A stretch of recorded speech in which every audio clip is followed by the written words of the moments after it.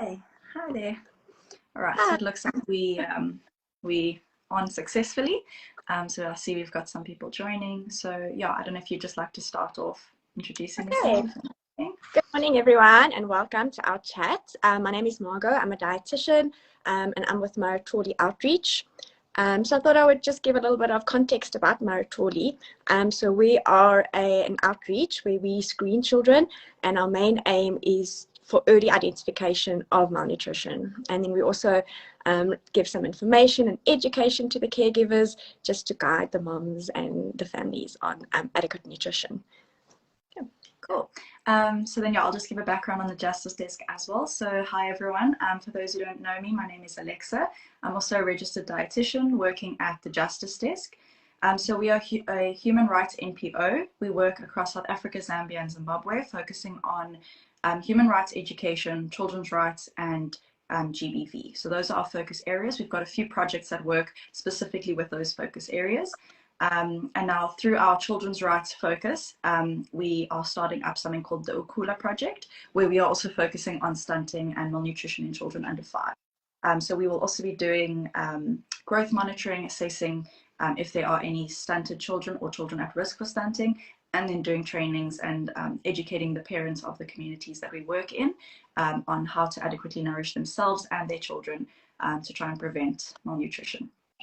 So yeah, today we're basically just going to be chatting about the different types of malnutrition you get, how we can sort of identify those different types, what we can do to sort of prevent it or to treat it, and then how we as a country can, try and solve malnutrition, and then also linking it back to how malnutrition affects our human rights. Because it was just Human Rights Day the other day on the 21st, and as a human rights organization, we always try and bring it back to the human rights approach. And there's so many factors, and all our human rights are interlinked, and malnutrition definitely plays a role in every single human right. So it's always good to bring it back.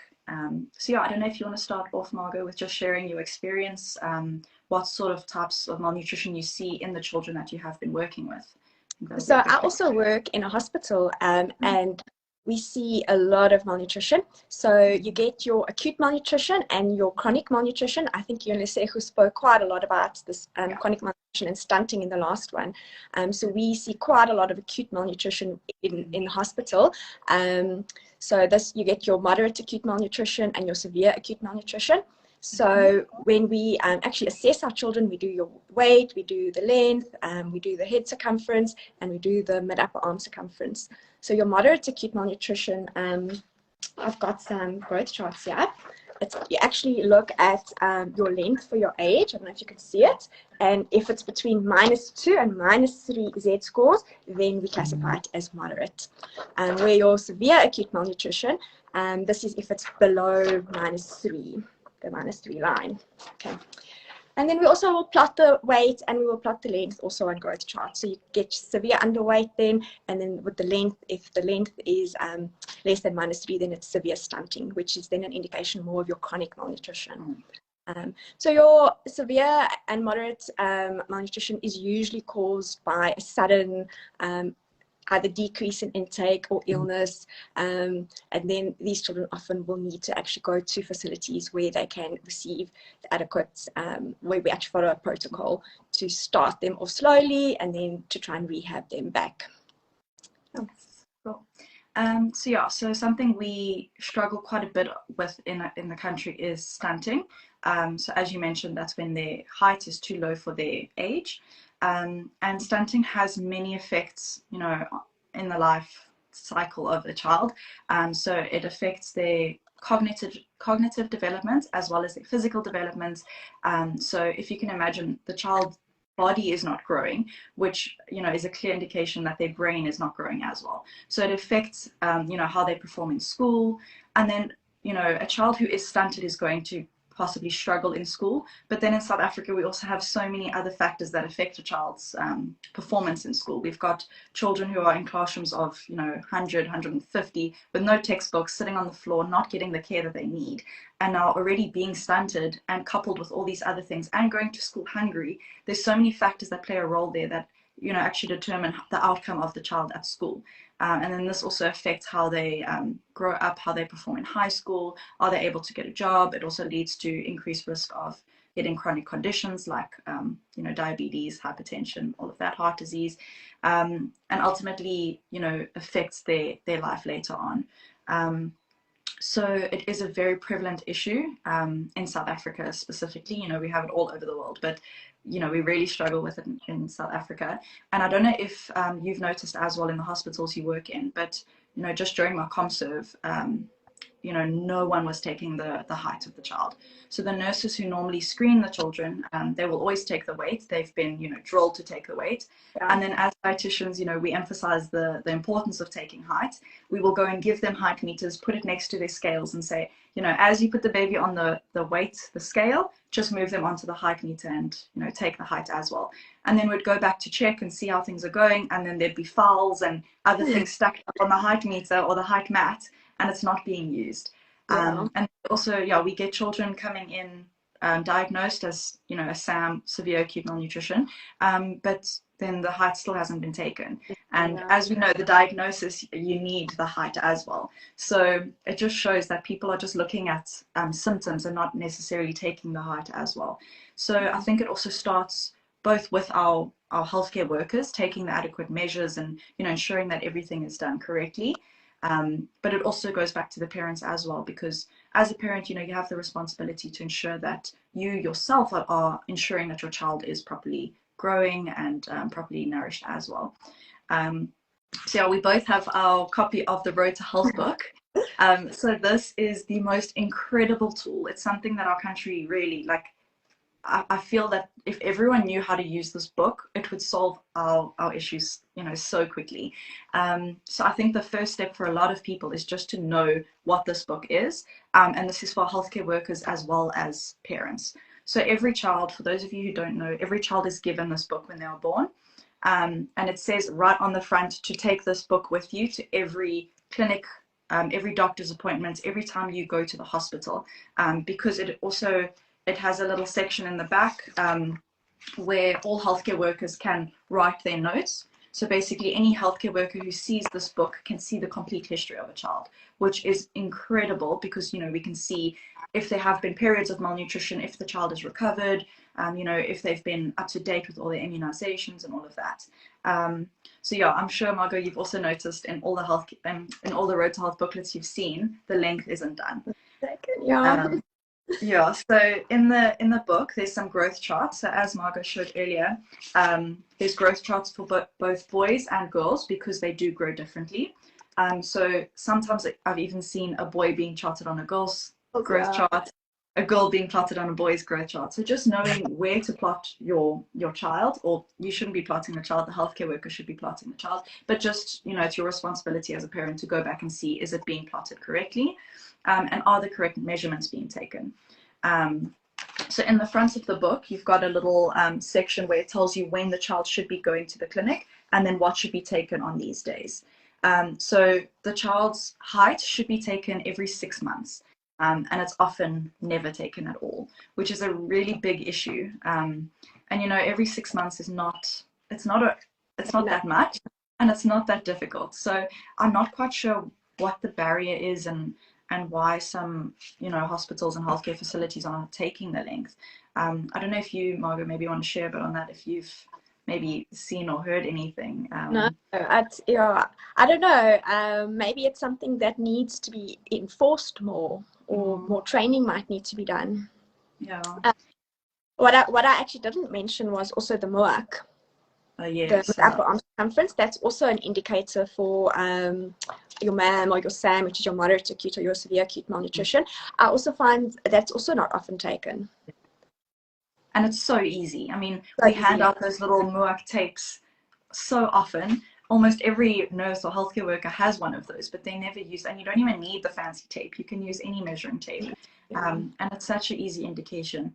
But I also notice some nurses who are doing it are not doing it correctly. So they're not taking the proper measurements. They're doing it with clothing over the arm, so it obviously gives incorrect measurements, which is not a good indication.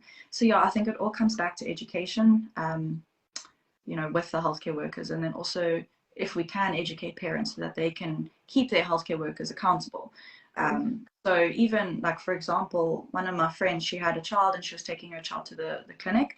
And I was saying, you know, what do they do at that clinic? What measurements do they take? And she said, no, it's only ever weight.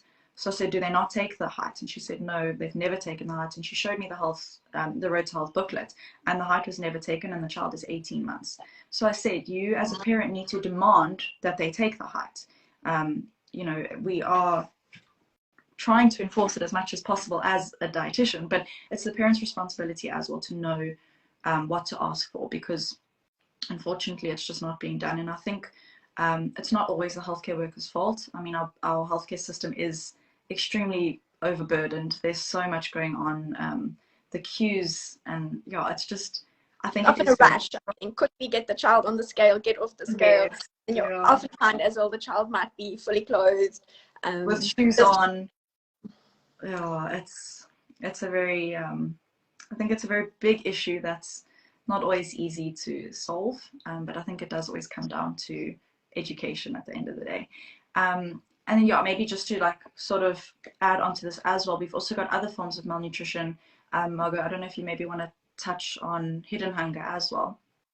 So it's okay. We think it's okay to have enough food, but actually the quality of the food we're eating is what's really important, because hidden hunger is when your weight might be okay, your length might be okay, but you're actually not receiving the correct micronutrients, which then we end up with deficiencies. Iron deficiency is quite a common one that we see. So we actually want to be having a diet that's varied, that's got lots of veggies in, lots of fruits in, proteins, where you're getting nutrients from all of your different food groups, not just starches, which we find as well. Often diet is very starch based, where we're not getting our micronutrients. Yeah, I mean, even adults as well struggle. You know, we aren't actually meeting our fruit and veg intake. So just, you know, looking at a young woman of childbearing age, our, you know, rates of anemia or iron deficiency anemia are extremely high. And looking at literature, and, you know, there's a lot of evidence showing that women who are anemic during, you know, pre-pregnancy and during pregnancy as well, often, you know, it results in a low birth weight baby. So the children are like normally born already low birth weight because the mother was anemic. And then this already puts them at risk for being stunted later on. So it actually all starts with the mother as well. You know, so ensuring that both the baby and the parents are eating loads of fruit and veg. You know, we're supposed to be having at least 5 serves of fruit and veg a day. And I don't think as South Africans we do. I think we're eating way more meat than our fruit and veg. If you look at a typical braai, it's often, you know, 3 servings of meat and like a tiny little bit of salad, and most of the time it's either potato salad or you know, like a coleslaw, where there's actually, you know, a lot of mayo and a lot of other things, and not so much, you know, non-starchy veg. So I think, yeah, as you said, focusing on the quality and the variety of our foods is extremely important. And, you know, fruits and vegetables, you know, we can be doing vegetable gardens at home. We can definitely try and, you know, find ways to include our fruits and veg. It's really not difficult. And, you know, we also need to try and think of ways that we can, you know, cook it so that we actually enjoy it. Because I know a lot of people will be like, oh, I just don't like the taste of it, so I'm not going to eat it. But we really don't realize the implications of that and how it can actually affect not only us, but our children as well. I think also emphasizing the importance of introducing veggies early, as one of the first foods, not necessarily your starches, but giving a variety of veggies from 6 months. I think then you'll end up with adults that also enjoy veggies more. And even, you know, when breastfeeding, including veggies and getting lots of foods. For those of you, I don't know if you know, the foods you eat as a lactating mother, your breast milk actually changes, you know, the flavor of it changes according to what you've been eating. So eating certain fruits and veggies can actually change the flavor of your breast milk, which would make your child more, you know, how do I say, like they'll accept the breast milk better, and they'll accept the veggies better because they'll have tasted it in the breast milk as well. So yeah, just, you know, on breastfeeding as well, we always encourage breast is best. If possible, always try and breastfeed Obviously, we understand a lot of mothers can't. There's other issues as well. But if you are able to breastfeed and you are able to push through that beginning period where it may be a little bit difficult, it may be a little bit painful, you know, ask for help and really try to push through, because once you and your baby learn how it goes, it'll get much easier, and the benefits of breastfeeding are incredible. We actually, yeah, we can't compare it to formula at all, because it just is so incredible. So that's another thing that can really improve the micronutrient content as well. And then just going back to iron, another thing we could also maybe educate our parents on is delayed cord clamping. So for mothers who are, you know, not anemic, when you give birth to your child, there's normally a rush of iron through the umbilical cord right after labor. So just to maybe ask your doctor to practice delayed cord clamping, not cut the cord straight away, just wait a few minutes so that they can have that rush of iron, and then that you can cut the cord, which can significantly reduce the risk of iron deficiency anemia in children. So yeah, there's so many little practices that we can be doing that really, it's not difficult. We just need to be educating people about that as well. So yeah, I think we've covered the different types of malnutrition. Is there anything more you'd like to add on them before we move on? I think we can move on. Okay, cool. So then maybe we can go on to just going on the types of malnutrition, how we can identify it. So firstly, back to the Road to Health booklet. In here, you'll see there are danger signs of when you need to take your child in. So those are always important to look at, but then there's certain signs for when a child is malnourished. So maybe we can just look at stunting. A very clear indication is, you know, a very short child compared to all the other children in their grade or at school. Their height will be quite significantly lower than others. So as you said, stunting is a chronic condition, so it's not something we can see straight away. Height takes quite a while to obviously change as the child grows. But yeah, it's very important to be screening the child, you know, recently or, you know, continuously, so that they can identify stunting quite soon. And then looking at underweight or wasting or other forms of malnutrition to do with weight. I don't know, Margot, if you maybe want to touch on that.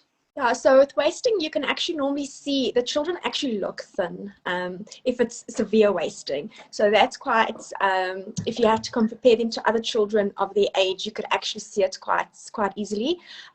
More your moderate malnutrition, it's a little bit more difficult to see the wasting. So that's why it's very important as well, like you said, that we're doing the length and the height to actually plot and pick it up.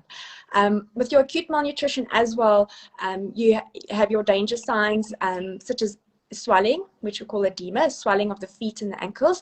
So that's a very important one to look out for, because usually the children tend to be a little bit sicker once we're at that stage. Also, rashes that then become a dermatosis or dermatitis. Often the moms will think it's a nappy rash, but it's very important to keep an eye on those rashes, because it can show that the proteins are actually quite low and the skin starts to peel. Irritability is another one. Malnourished children tend to be quite irritable and not wanting to play, not wanting to interact. Often they just want to hold the mom as well. And then reduced appetite. That's a very important one as well. You normally find your severely malnourished children don't want to eat. They're totally refusing food. And then that's why it's important that we identify it early so that they can get treated and get their appetites back up. Yeah, and then also some of them may have some changes in their hair. So hair is also like a very quick way to identify it. It can become almost coppery and like wiry, we say. And then, yeah, for more of our severe acute malnutrition children as well, you see the sagging of the skin and muscle loss as well in the children.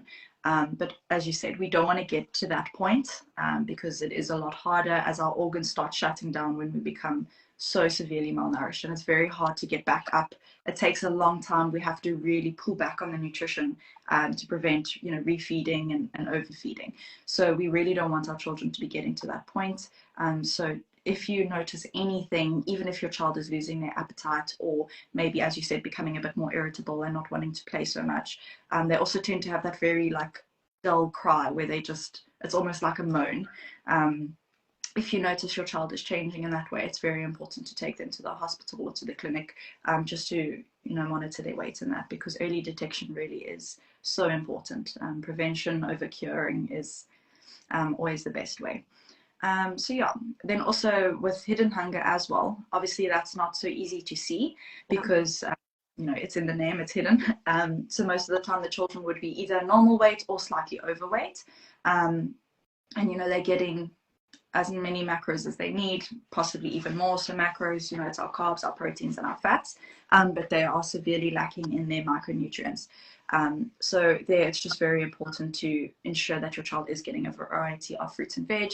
And if you really suspect it, take them to the doctor or to the hospital or clinic to do tests to see that their levels are correct. Obviously, we don't want to be doing these tests on children.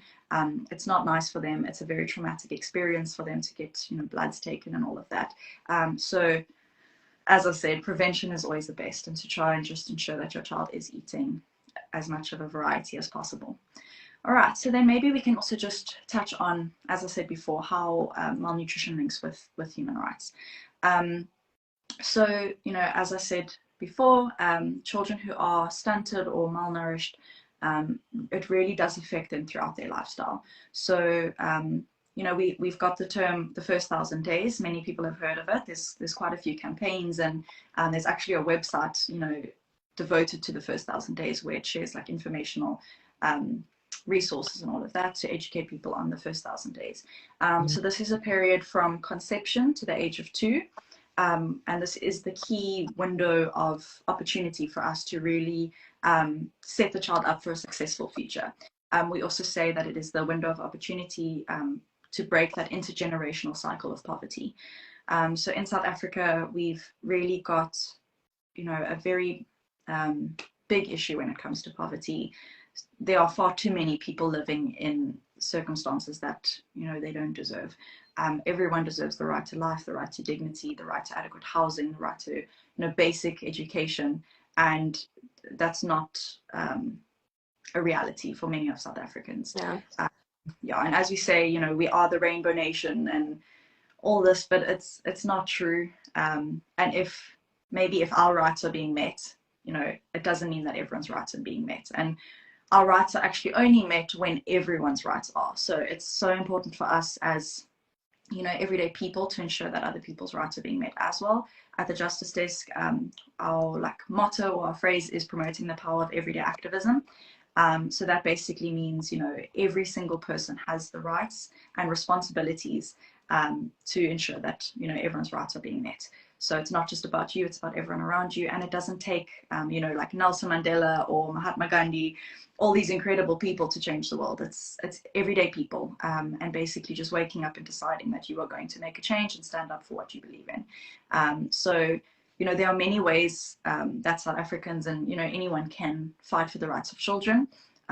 So if you maybe notice your friend's child or a child that, maybe goes to your child's school, just going and maybe educating the mother on certain things, because sometimes it's not, mothers don't have access to proper education.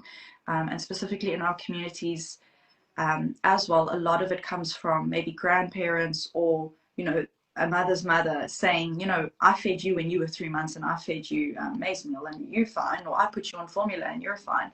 And no, you're supposed to start formula at 6 months because it's better. There's a lot of misinformation in our communities that, it's not their fault. It's just what they've been taught. It's what they've learned. It's what they've done.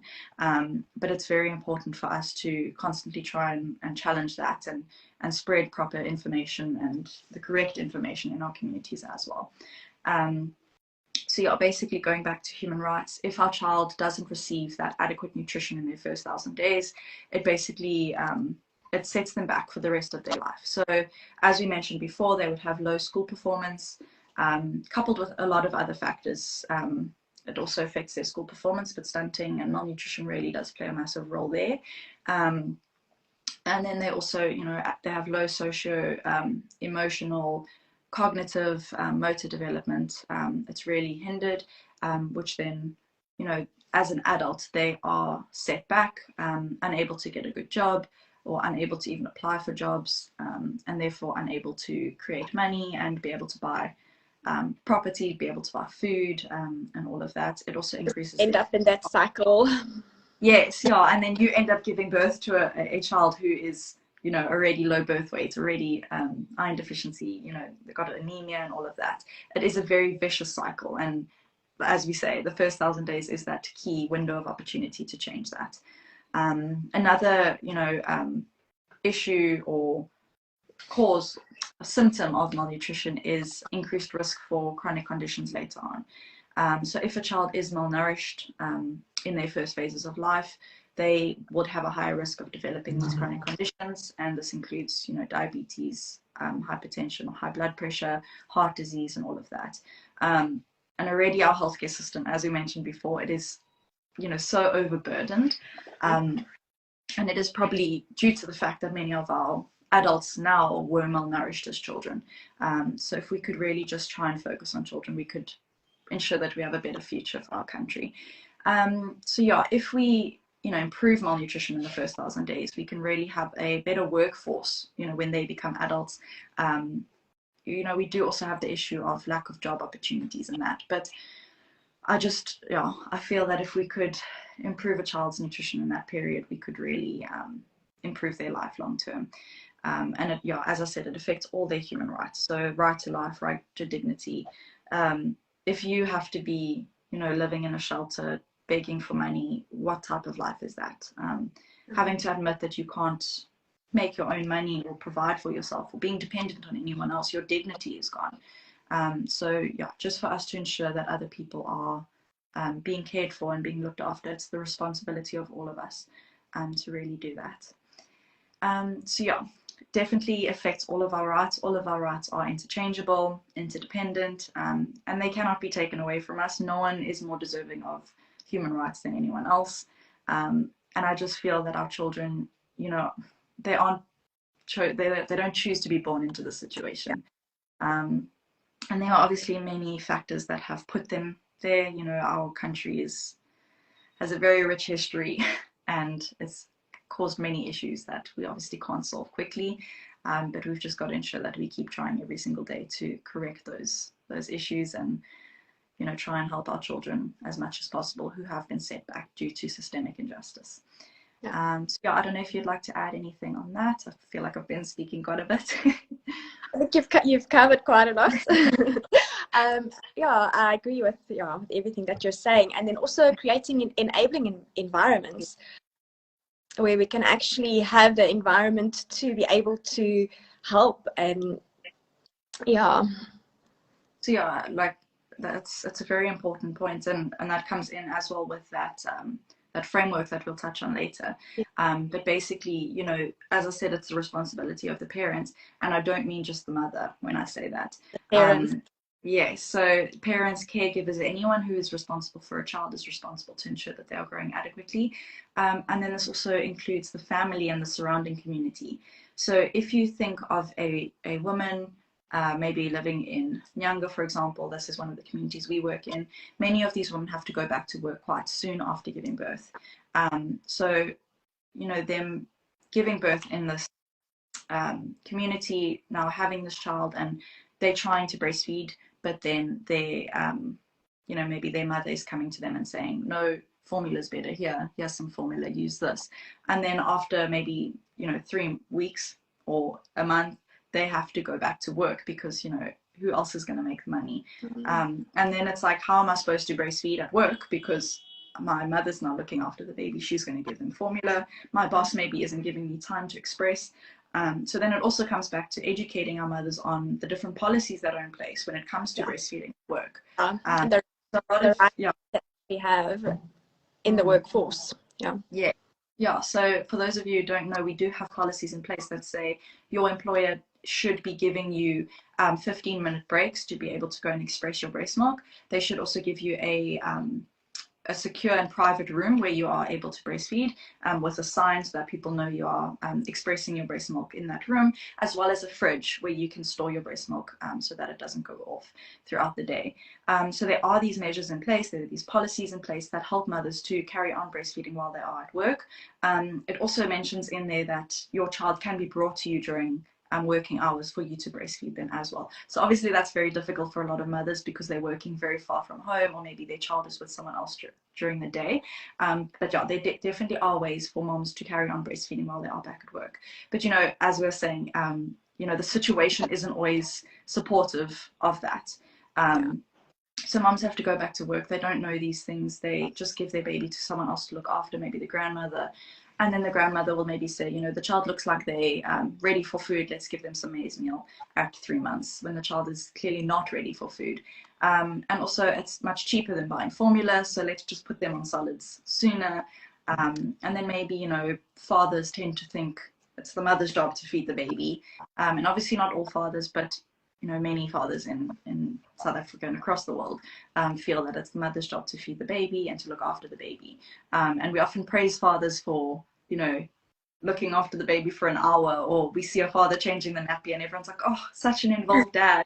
But at the end of the day, it's a responsibility of both parents and of the community as well. We should all be stepping up and supporting the mom during this period, ensuring that she has everything she needs, that she's relaxed, and you know, that she's adequately fed as well, because all these factors also affect our breast milk. So if we are stressed, if we're not eating properly, our breast milk quality will be significantly reduced, as well as the amount that we are producing. So a mother who is supported, who is well fed, who feels cared for, would have a much higher quality breast milk, and more breast milk as well to properly feed her baby. So yeah, just ensuring that the community is supportive of that, and that we do have an enabling environment for that child. So with that being said, maybe we can move on to this framework, break down all of the steps. So yeah, basically a few years ago, UNICEF came out with a framework that showed how we can improve child malnutrition. And then the Lancet, which is a journal of, you know, research, they came up with, or they did a whole series on maternal and child nutrition, which was such an incredible series. So if any of you who are listening are interested in that, I'd highly recommend going. It's on the, you know, you just type in Lancet Maternal and Child Nutrition series and you will find it. There's about 4 articles in there, I think, each on the different parts of it. But it's such an incredible series, and it's so informative, and it really breaks down how we as a country can improve our rates of malnutrition. So yeah, basically it breaks down malnutrition into 3 different areas. So we've got nutrition specific interventions, we've got nutrition sensitive programs, and then we've got this building of an enabling environment.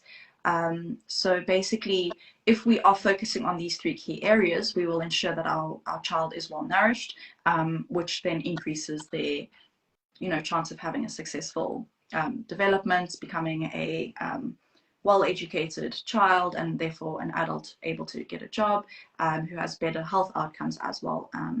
And, you know, this not only affects the child's life, but it also increases, you know, our country's opportunities to like improve our GDP and all of that. So it's not only for the child, it's for the country as a whole and all of the people living in it. So Margot, I don't know if you want to maybe touch on some of the nutrition specific interventions, maybe anything you could be involved in the hospital setting as well. Yeah, and give any insight into that.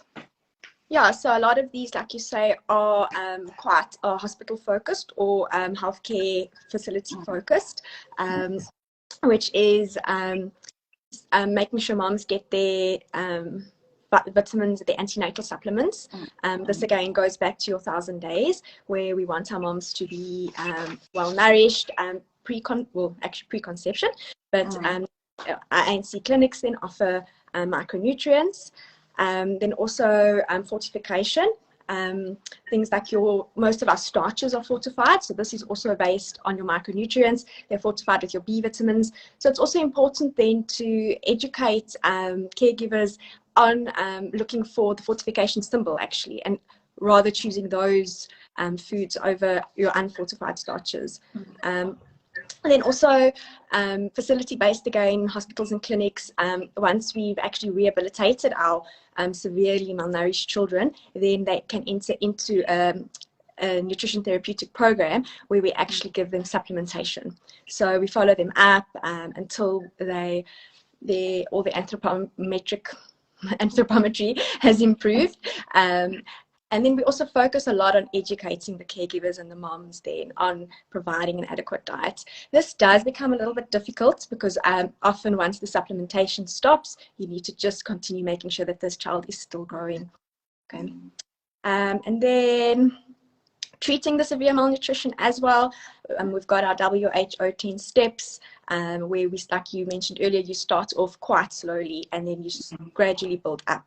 And then once we're eating well and once we are past that acute phase, then we start building up again. And then, yeah, what else? And then also preventing illness and disease. So once we have malnutrition, then our risk for actually getting other illnesses just is more and more, other infections, because our immune system is so low. So it's very important that we also then try to prevent other illnesses. And then I wanted to mention earlier as well, one of the other indicators to look for that might not indicate malnutrition but can lead to malnutrition is when a child has gastro, vomiting or diarrhea, where we actually need to really make sure that mom is rehydrating the child and using sterile or oral rehydration solution to prevent malnutrition and to prevent dehydration. Yeah, so those are your nutrition. Want to go over how to make RS at home.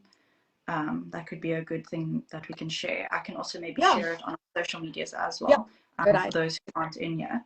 Yeah, do you want to run through that? Or yeah, so you can make it at home, like Alexa mentioned. You boil water.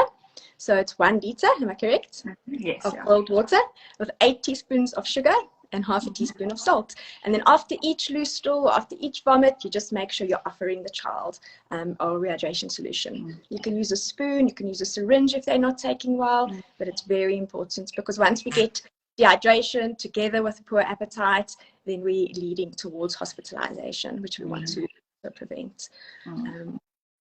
Yeah, so those are that's a really great tool, and a lot of people think we need to be buying that Rehydrate at the shops, or there's lots of medication they think they need to have, but it's so simple and something we can really make at home, just ensuring that you're boiling the water first to make sure it's safe and clean. And yeah, it's really something so simple but so important to do if you are noticing diarrhea or loose stools in your child. And then do you also maybe want to touch on vitamin A and deworming? Yeah, so deworming is also very, very important. The Road to Health book as well, it's in the schedule. It's very important if you're taking your child to the clinic that you're checking that they're getting dewormed. Vitamin A as well, really, really important. All of our malnourished children, we do start giving vitamin A to, but when you're going for your clinic visits, start from 6 months, we start giving vitamin A. Very important to make sure that your child is getting those vitamin A capsules, because vitamin A deficiency can, end of the day, lead to blindness, which we really want to prevent. Yeah, and it also really affects the immune system as well. So if our vitamin A levels are low, it also increases their risk for receiving or getting other conditions, opportunistic infections and all of that. So vitamin A is a key micronutrient that our children really need. So ensuring that your child is receiving those supplementations is very important as a parent. And ensuring that you are doing your immunizations, because we want to prevent illnesses like measles, which then also cause vitamin A deficiencies. Yes, yeah. So yeah, very important. And as Margot mentioned, it's all in the Road to Health booklet. So there is a section, let me just find it, where you can check your immunizations to see if it's up to date, and it tells you when the child should go next for their next immunization. So there's a little page that looks like this, and these are all the immunizations they need to get, and these are the age that the child needs to receive it. And then we've also got for vitamin A and deworming. So it tells you all the information there, the age that they should be receiving it and what they should be getting. So it really is so simple, it's so easy. It's just so important for mothers and caregivers to be looking through this book and seeing, okay, is this being taken? And that, there's even information in here on how to feed your child throughout the different phases of their life. It's really such an incredible book, and I wish more South Africans could be aware of it. So I did see a question earlier, just going back, saying that, like, who gets the book and can they get copies and stuff. So basically every child receives this book when they're born. Or every child should be receiving the book. And if you maybe have lost your book or something, you can ask to get another one and just try and fill in the missing information. But it's so important for all mothers to be going through this and making sure every page is well read and well filled out and all of that. Okay, so yeah, just on that, and obviously you have a lot of experience in the healthcare sector, working in a hospital as well, seeing it being implemented. So yeah, these are really things that we can do firsthand as dietitians and as healthcare workers to ensure that our children are either being cared for when they come in malnourished, or to try and prevent malnutrition as well. So focusing on these, we ensure that the children are receiving, proper meals through educating the mothers on what to feed them. We try and ensure that the caregivers are well educated and, given the correct information when it comes to all of this. And we also try and ensure that they have low burden of infectious diseases. So these things really improve the quality of the child's life. So then from there, we can move on to nutrition sensitive programs. So these things are sort of what support the nutrition specific ones. Without these, we can't adequately focus on those. So these things include like agriculture and food security, social safety nets, early childhood development, maternal mental health, women's empowerment, child protection, classroom education, water and sanitation, health and family planning services. So at the Justice Desk as well, we focus on a lot of these. Before I joined, actually, it's something the Justice Desk has been doing. We've been running for, it's our 9th year now, and they've been focusing on these, before I even started, and now I showed them the framework as well, and they were like, oh my word, like that's what we're doing. So bringing in that nutrition sensitive part as well is so important to try and make it a holistic approach towards improving the child's nutrition. So just looking at these sort of things, let's look at like maternal mental health. One of our projects at the Justice Desk, the Mbokoro project, we work with girl survivors of rape and GBV from different communities around Nyanga. So we provide them with, we teach them self-defense. We also provide them with empowerment sessions, and then mental health, we provide them with counseling with our in-house social worker. So we're ensuring that, all those needs are met, ensuring that our women feel empowered and are well educated, and that their mental health is really looked after, and to really support them on that journey as well. So just in that one project, we're really focusing on 3 of those things. And then it's also really focusing on child protection and classroom education. So I just saw a question now from Kayla. She asked, is there any way to integrate like this Road to Health book in our curriculum at schools? And, I think not only the Road to Health book, but I think just nutrition in general should be included in our school curriculum. We should be teaching our children about the different types of vegetables they should be eating, portion control as well. I mean, that's something, as South Africans, we really struggle with, just as I mentioned earlier, looking at the braai that we have. A typical braai includes, a lot of meats and a very little bit of veg. So just going over the different, the recommended portion sizes we should be having of each food. We should be teaching our kids this, and we should be showing them as well at home, when parents dish up food, show them how to set up a nice healthy plate. But then also teaching them about, the benefits of breastfeeding, because a lot of men nowadays are also like, they don't fully understand the benefits of breastfeeding, and they'll also be like, ew, breastfeeding. I've heard a lot of people and a lot of people in my friend group as well will say things about breastfeeding that I really have to stand up and say, no, breastfeeding is incredible and it shouldn't be seen in that way. So just breaking down that stigma and educating our children from young and showing them that breastfeeding really is incredible, and it's natural and it's beautiful, and it's really the best way to feed our children, from birth to 2 years and beyond, if possible. So yeah, really educating our children in the classroom is a great way to start, how to feed themselves, and then also, maybe in high school, focusing on how to properly feed a child as well. Our life orientation classes, or like the curriculum, I don't think I've ever met anyone who said they've really learned something important from Alo. Yeah, that's true. Yeah, and I think including nutrition and including these things, I mean, how to raise a child, surely they should be teaching us this, because, you hear so many mothers are like, I have no idea what I'm doing. But you know, we should be taught these things. We should be taught what a child needs in these classroom settings. So I think that's something we also really need to get into and focus on. And then, yeah, we've also got other things like water and sanitation and health and family planning and all of that. So ensuring that, you know, our young girls are educated on safe sex practices to prevent, you know, HIV and all our STDs. I actually just want to mention I recently had a training with one of our schools. It's the Dominican School for the Deaf in Cape Town. And I was talking to the teacher, and she was telling me that many of the students, you know, a main cause of their deafness is that their parents or their mother was HIV positive and not on her ARVs during pregnancy. So I went and researched it a bit more because I was like, wow, I've never heard that, or I've never been taught that.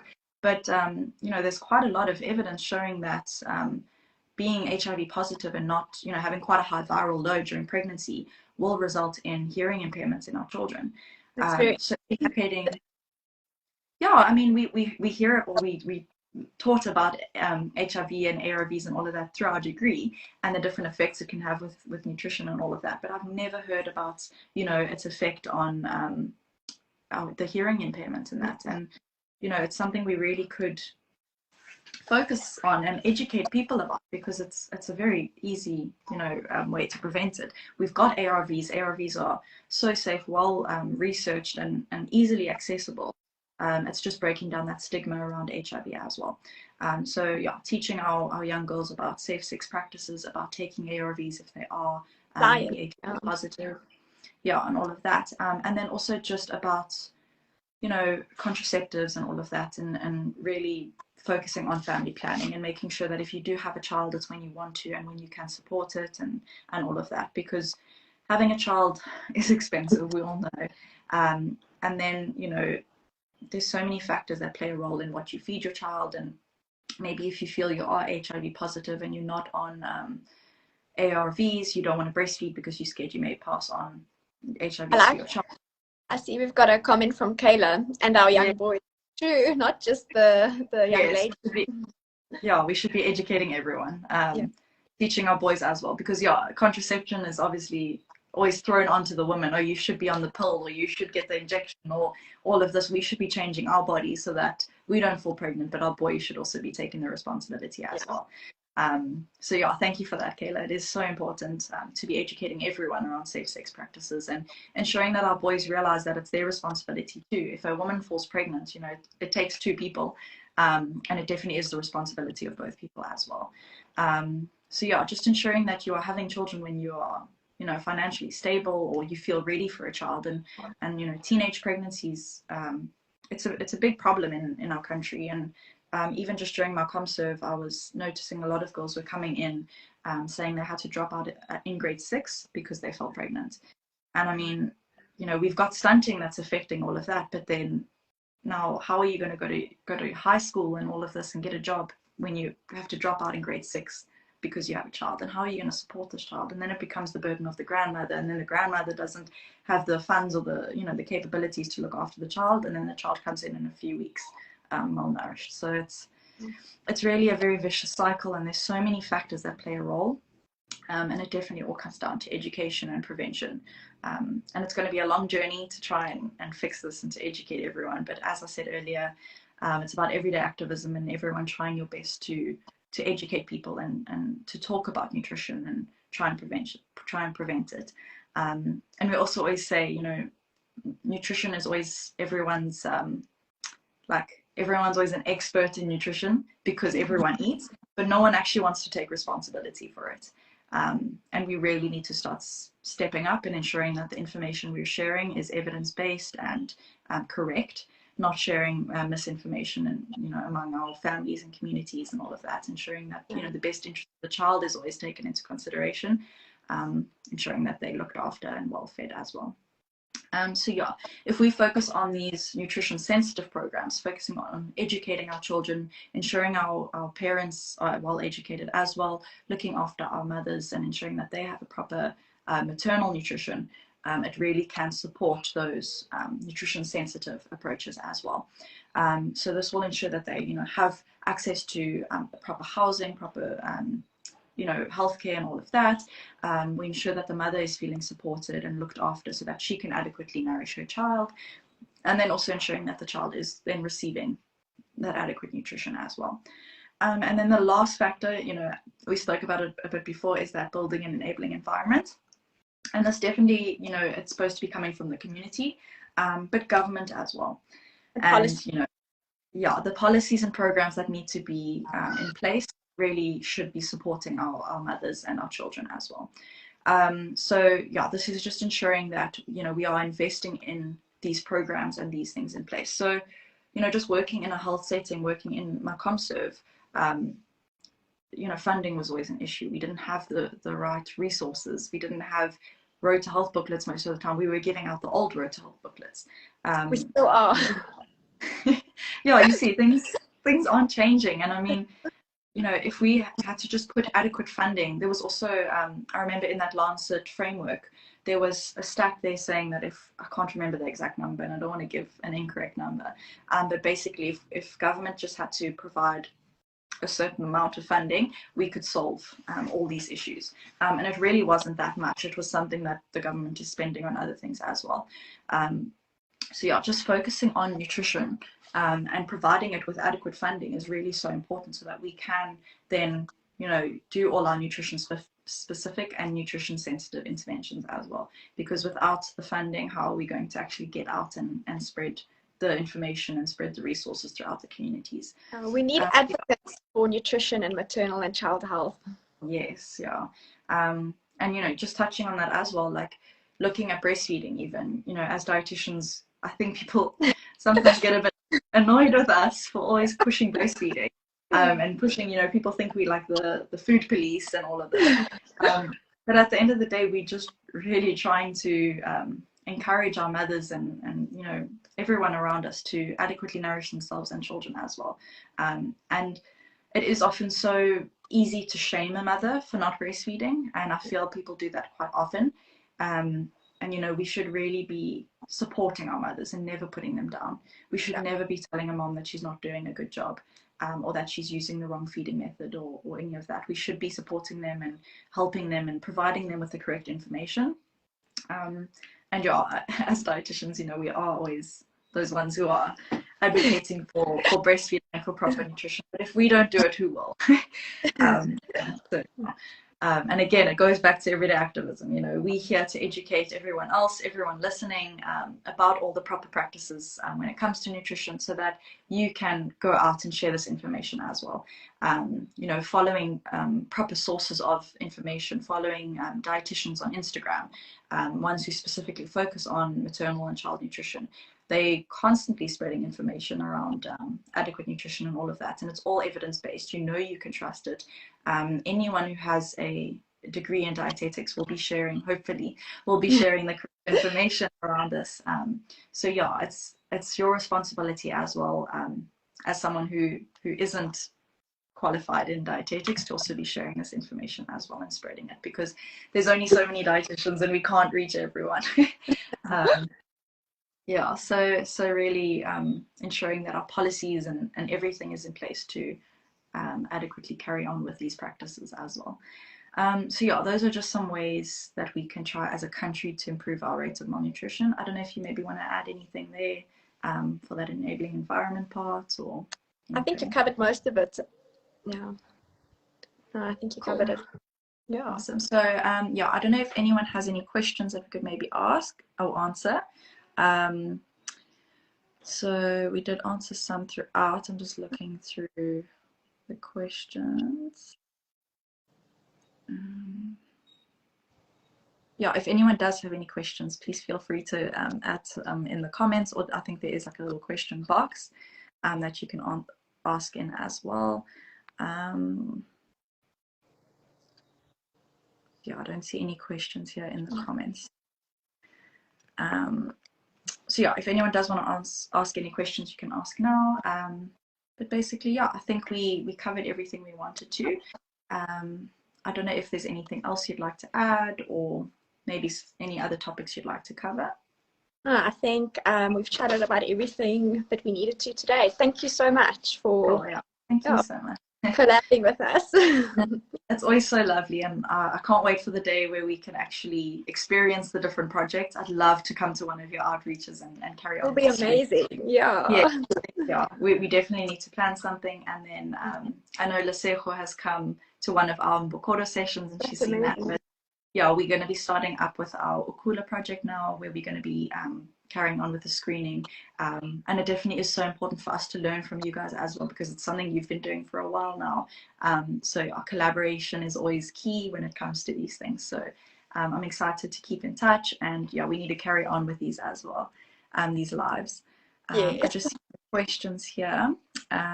So Megan asked, do all the moms have access to all the information yet choose not to vaccinate? Oh, she's saying, and then you get moms and then feed the young kids junk food and take out. Yeah, we do get some people, but again, it comes down to that enabling environment. So being a mom, I know, is difficult. I mean, I'm not a mom, but I can imagine, you know, I've seen people who do have children. It is difficult. Even just not having a child, there's times when I get home and the last thing I feel like doing is making but you know, you've just got to have that supportive environment to really try and always include veggies in the meal, and maybe if that means meal prepping, or you know, making food the night before for lunch, so that it's a bit easier, trying your best to do stuff like that. Do you have anything you want to add around that statement? No, I think also just giving moms practical ways, like you said, meal prepping, when you're making food at night, just to freeze a little bit extra. Or I think practical information is also really goes a long way. Yeah, and even like with breastfeeding as well, and expressing breast milk, there's so many easy ways to store your breast milk, like expressing and then pouring it into like an ice cube tray, and then breaking it up, putting it in a Ziploc bag and freezing it, writing the date that you expressed, and you can keep your breast milk for about 6 months, so that when you do drop your baby off somewhere and you want someone else to feed, you can just defrost the breast milk in a bowl of warm water, and then someone else can be giving your baby breast milk as well while you are at work. So there are lots of practical ways. If it is something that maybe you or someone you know is struggling with, definitely seek the help of a dietitian or contact us. We're always happy to share information and practical tips. But yeah, it definitely is an individualized approach, as anything in nutrition is. So if anyone has any questions, feel free to reach out to the Justice Desk as well as Maritole, and ask any questions that you have. Even if things pop up after this live, we are always open to questions, and we're always willing to answer. So yeah, that's pretty much everything.